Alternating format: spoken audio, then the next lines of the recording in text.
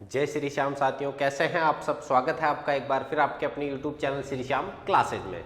जी हाँ साथियों, आर्मी अग्निवीर का जो अपना बैच चल रहा है उसके अंदर डेली की अपनी एक क्लास आ रही है और जैसे ही 1 अप्रैल यानी परसों से साथियों दिन की एक क्लास साइंस की आएगी, एक मैथ्स की आएगी और एक रीजनिंग की प्रॉपर क्लास देखने को मिलेगी और जीके की आपके Sunday to Sunday marathon class हो जाएगी मेरे भाइयों। तो जो छात्र नए जुड़े हैं वो अभी से चैनल को सब्सक्राइब जरूर कर लीजिएगा साथियों। बात करें अपने इस आज की सेशन की तो साथियों आज अपन पढ़ने वाले हैं ग्रंथियां। अपने सामान्य विज्ञान का एक टॉपिक है, अभी अपने पूरा का पूरा फोकस बायोलॉजी के ऊपर है। बायोलॉजी के जो अपने 12 से 13 टॉपिक है साथियों वो अपन पूरा कवर करने की कोशिश करेंगे 10 अप्रैल से पहले साथियों। बात करें इसके अंदर अंतःस्रावी ग्रंथियां पढ़ेंगे, बहिस्रावी, मिश्रित ग्रंथियां क्या होती है, पीयूष ग्रंथि, थायराइड ग्रंथि, एड्रिनल, अग्नाशय, ये जितनी भी ग्रंथियां हैं वो सब अपन आज पढ़ने वाले हैं। तो अपने दोस्तों के साथ शेयर कर दीजिएगा इस चैनल को और अभी सब्सक्राइब जरूर कर लीजिएगा मेरे भाइयों। तो अगली क्लास की अपन बात करें ग्रंथियों के साथियों, ये अपना पूरा नोट्स मेकिंग पत्ती पर रहने वाला है। ये मेरे हैंडमेड नोट्स है साथियों।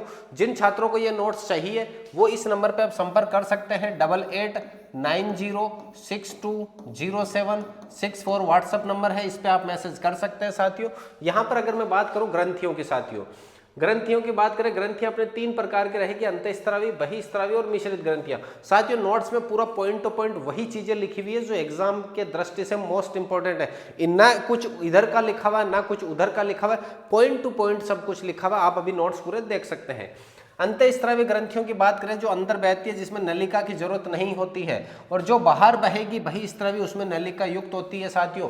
वह ग्रंथियां जिसमें जो बाहर की ओर बहती है ना उनमें नलिका की जरूरत पड़ती है। जिस ग्रंथियों में नलिका युक्त होती है, नलिका युक्त होगी उसको बहिस्रावी, और अंदर वाली जो ग्रंथियां उसमें वो नलिका की जरूरत नहीं पड़ती उसको कहते हैं यहाँ पे अंतःस्रावी ग्रंथियां साथियों।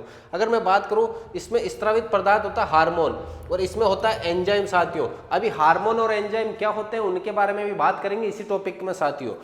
पीयूष ग्रंथि जो है अंतःस्रावी ग्रंथि है, पीनियल ग्रंथि अंतःस्रावी है, हाइपोथैलेमस ग्रंथि अंतःस्रावी है, थायराइड, एड्रिनल, वृषण, अंडाशय, ये सब ग्रंथियां क्या है, अंतःस्रावी ग्रंथि है। अगर मैं बहिस्रावी ग्रंथि की बात करूं साथियों मेरे भाई तो लार ग्रंथि और यकृत ग्रंथि जो अपने दोनों के दोनों पाचन तंत्र में मैंने पिछले वीडियो में बताया था, यकृत ग्रंथि और लार ग्रंथि दोनों के दोनों क्या है, बहिस्रावी है। और मिश्रित ग्रंथियां मोस्ट इंपॉर्टेंट जो दोनों के दोनों पदार्थ स्रावित करती है, एंजाइम कहो चाहे हार्मोन, मोस्ट इंपॉर्टेंट ग्रंथि है साथियों अग्नाशय ग्रंथि जो दोनों हार्मोन स्रावित करती है। अगला देखिएगा, अब पीयूष ग्रंथि के बारे में देखिएगा साथियों। पीयूष ग्रंथि क्या होती है, पीयूष ग्रंथि की अगर मैं बात करूं मेरे भाई इसे मास्टर ग्रंथि भी कहा जाता है क्योंकि जो भी काम करना है मास्टर करते हैं अपने स्कूल के अंदर, तो यहाँ पर भी यही काम जो अपने मस्तिष्क का हो गया, जो भी काम मेन डाटा करने का है ना ये पीयूष ग्रंथि करती है, इसलिए इसको क्या कहा जाता है, मास्टर ग्रंथि कहा जाता है। आकृति कैसी होगी, एक छोटा सा मटर का जो होता है ना, मटर के बीज के समान होती है। यह वर्दी हार्मोन स्रावित करती है। ध्यान रखना व्यक्ति की लंबाई, जो लंबाई किस पर निर्भर करती है, आपके पीयूष ग्रंथि पर निर्भर करती है। व्यक्ति बोना होगा, लंबा होगा, ये वर्दी हार्मोन जो एसटीएच और टीएच वाले जो हार्मोन है वो कौन स्रावित करती है साथियों, पीयूष ग्रंथि करती है। इसकी कमी से व्यक्ति बोना हो जाता है और अधिकता से लंबा हो जाता है। अगर पीयूष जो हार्मोन स्रावित करते हैं वर्दी वाले ज्यादा कर दिए तो व्यक्ति बहुत लंबा हो जाता है मेरे भाई, वो 6 फीट से ज्यादा, 6.5 7 फीट का लंबा। और अगर व्यक्ति बोना है 5 फीट से कम है तो यानी इसके अंदर पीयूष ग्रंथि ने वृद्धि हार्मोन स्रावित बहुत कम मात्रा में करे हैं। तो व्यक्ति की हाइट का संबंध किससे है, पीयूष ग्रंथि से साथियों। पॉइंट टू पॉइंट पढ़ना, ना इधर की कोई बात करनी ना उधर की करनी है, अपने को पूरा का पूरा फोकस अपने बदन पर वर्दी का रखना मेरे भाई। बदन पर वर्दी के सिर्फ 2 महीने बाकी है। आपको जब भी पढ़ने बैठो आपको मन नहीं लगे तो यही सोचना है कि काश मेरे बदन पर वर्दी हो। वर्दी होने के बाद में जो समाज आपकी तरफ जो देखता है कि नहीं कर पाएगा, अब वो बदन पे वर्दी होने के बाद में आपके बारे में क्या बातें करते हैं, सुनहरी बात जो बातें होती है, घर वालों के जो सपने पूरे होते हैं उसके बारे में सोच के पढ़ना मेरे भाई। पढ़ाई में कहे तो स्पीड क्या हो जाए, जैसे यूट्यूब पे 2 गुना की स्पीड से देखते हो ना वीडियो, तो पढ़ाई भी 2 गुना की स्पीड से होने लग जाएगी। थायराइड ग्रंथि की अगर मैं बात करूं तो ये गले में होती है और एच आकार की होती है। मोस्ट इंपॉर्टेंट है कि थायराइड ग्रंथि का आकार कैसा होता है, एच आकार का होता है। ये थायरोक्सिन हार्मोन का स्रावण करती है। कौन सा हार्मोन निकालती है, थायरोक्सिन हार्मोन। इसकी कमी या अधिकता से कौन सा रोग होता है, गलकंड रोग होता है। अब एड्रिनल ग्रंथि मोस्ट इंपॉर्टेंट है, इंपॉर्टेंट ग्रंथि है मेरे भाई। संकटकालीन ग्रंथि कहते हैं इसको। कौन सी ग्रंथि होती है, संकट, जब जब हमारे ऊपर संकट आएगा ये ग्रंथि एक्टिव हो जाएगी। अपनी जो किडनी है, जो किडनी है आपके दोनों तरफ, इसके ऊपर की तरफ ये ग्रंथि रहती है साथियों। इसको अधिवृक्क ग्रंथि भी कहा जाता है। क्या कहते हैं, अधिवृक्क ग्रंथि भी कहा जाता है। जैसे अगर आप चल रहे हो रास्ते में, चलते चलते अचानक से आपको स्नेक दिख गया, सांप दिख गया, तो आपका माइंड उस समय जो एक्टिव होगा तो वो इस ग्रंथि की वजह से होगा। क्यों? क्योंकि आपको डर लगा है, डर के अंदर आपको जीतने की ताकत मिली है, लड़ने की जो ताकत मिलेगी यही ग्रंथि होगी। इसी को कहते हैं 3F हार्मोन, फियर, फाइट और फ्लाइट हार्मोन भी ये आपके स्त्रावित करती है। इस ग्रंथि को ही कहा जाता है, जब जब संकट आएगा ये ग्रंथि आपके अपने आप एक्टिव हो जाती है। डर में, भय में, क्रोध के समय ये हार्मोन स्त्रावित करती है। आराम से रिलैक्स रहती है ग्रंथि। जब आपके संकट आता है, जब आपको जरूरत पड़ेगी, ये ग्रंथि उठ करके आएगी, बोलेगी हाँ मैं मदद करूंगी तुम्हारी। तो इस ग्रंथि को कहा जाता है संकटकालीन ग्रंथि। पुरुष में यह टेस्टोस्टेरोन हार्मोन स्त्रावित करती है और स्त्रियों में यह एस्ट्रोजन और प्रोजेस्टेरोन हार्मोन स्त्रावित करती है, जिन्हें करो या मरो हार्मोन भी स्त्रावित करती है। इनको करो या मरो हार्मोन भी कहा जाता है। पुरुषों में होता है टेस्टोस्टेरोन हार्मोन और महिलाओं में होता है एस्ट्रोजन, प्रोजेस्टेरोन, रिलैक्सिन। ये जो हार्मोन होते हैं, ऑक्सीटोसिन, ये सब क्या होते हैं आपके महिलाओं में होते हैं। 3F हार्मोन भी कहा जाता है, फियर, फाइट और फ्लाइट साथियों, तीनों F से संबंधित। अगली बात करें अग्नाशय ग्रंथि की। अग्नाशय ग्रंथि देखो साथियों, यहाँ पर बात करें अग्नाशय जो ग्रंथि होती है इसको मिश्रित ग्रंथि कहा जाता है। मोस्ट इंपोर्टेंट ध्यान रखना, मिश्रित ग्रंथि कौन सी है आपके ऑप्शन में पूछेंगे, निम्न में से मिश्रित ग्रंथि कौन सी है? पीयूष है, थायराइड है, अग्नाशय है, यकृत है। तो आपको जवाब देना है कि अग्नाशय ग्रंथि जो है आपके मिश्रित है। इसके अंदर एंजाइम भी स्त्रावित होते हैं, इसमें हार्मोन भी स्त्रावित होते हैं। ये नलिका युक्त और नलिका विहीन दोनों के रूप में काम करती है। मानव शरीर की सेकंड बड़ी ग्रंथि है। तो सर साथियों पहली बड़ी ग्रंथि कौन सी होगी? सबसे फर्स्ट बड़ी ग्रंथि आपकी यकृत होगी। यकृत मानव शरीर की रसनशाला सबसे बड़ी ग्रंथि जिसको कहते हैं, इसको यकृत को। और ये जो है साथियों अग्नाशय जो है सेकंड बड़ी ग्रंथि है। इंसुलिन हार्मोन का स्रावन करती है। इंसुलिन हार्मोन की कमी अधिकता से कौन सा रोग होता है? मधुमेह या डायबिटीज रोग होता है।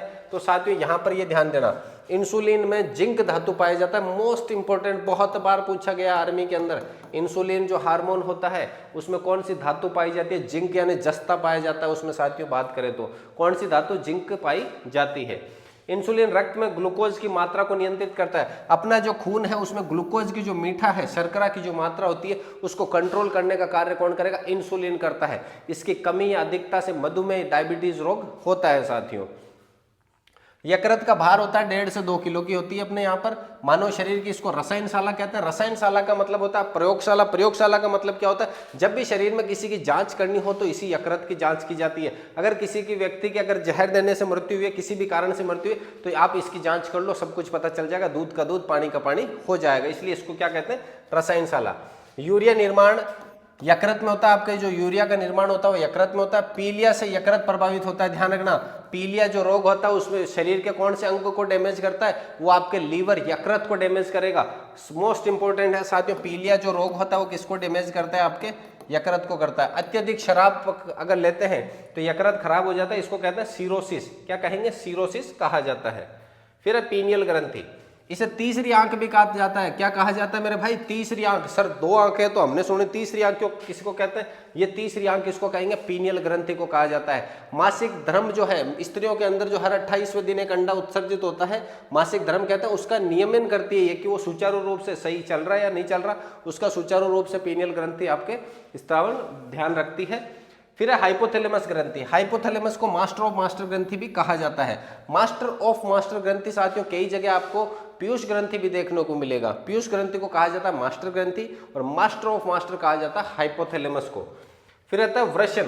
ये नर जनन तंत्र, नर जनन ग्रंथि है मेरे भाई। अंडाशय है जो मादा जनन ग्रंथि है। ये टेस्टोस्टेरोन हार्मोन स्त्रावित करती है, जबकि अंडाशय जो है वो आपके एस्ट्रोजन व हार्मोन स्त्रावित करती है। ये शुक्राणु का निर्माण करती है, ये अंडाणुओं का निर्माण करती है। शुक्राणुओं की संख्या लाखों करोड़ों में होती है। अंडाणु हर महीने का एक अंडा उत्सर्जित किया जाता है, 28वें दिन साथियों उत्सर्जित होता है। अंडाशय हो गया। इसके बाद ये देखो हार्मोन और ये एंजाइम क्या होते हैं।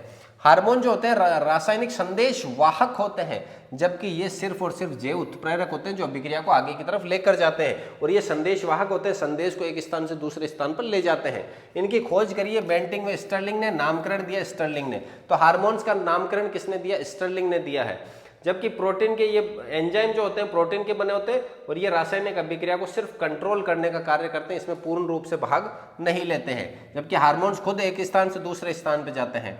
शरीर में कैल्शियम की मात्रा को पैराथायराइड ग्रंथि नियंत्रित करती है। ये जो आपके गले के अंदर साथियों बात करें थायराइड ग्रंथि होती है, इसके दोनों तरफ होती है एक पैराथायराइड ग्रंथि। ये किसको कंट्रोल करेगी? आपके कैल्शियम धातु को कंट्रोल करने का कार्य करती है।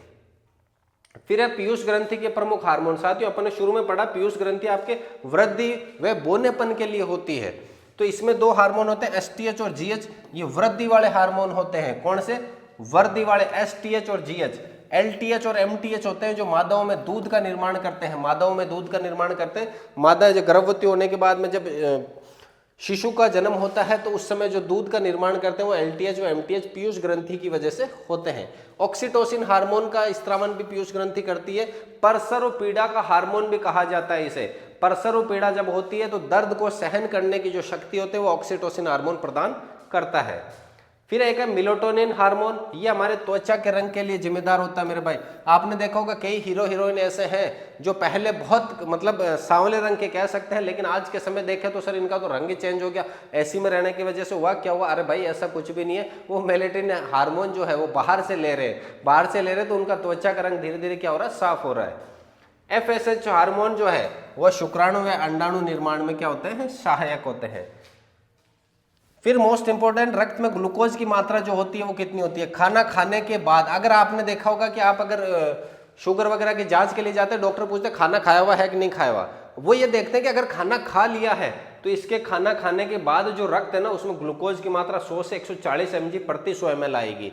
अगर आपने कहा नहीं मैं भूखा हूं, मैंने खाना नहीं खाया है, तो खाना खाने से पहले जो होता है ना रक्त में ग्लूकोज की मात्रा 60 से 100 mg प्रति 100 ml होती है। अब वो कमी या अधिकता को चेक करते हैं। आपके सुई लगाएंगे, आपका ब्लड थोड़ा सा लेंगे, ब्लड का सैंपल हाथों हाथ वो 1 या 2 मिनट में पता हो जाता है कि आपके ब्लड का जो 100 mg है उससे ज़्यादा है तो खाना खा रखा है। बिना खाना खाए वो 140-50 से ऊपर चलेगी तो फिर ये दिक्कत है। तो साथियों ये पूरी डॉक्टर की सलाह के अनुसार होती है।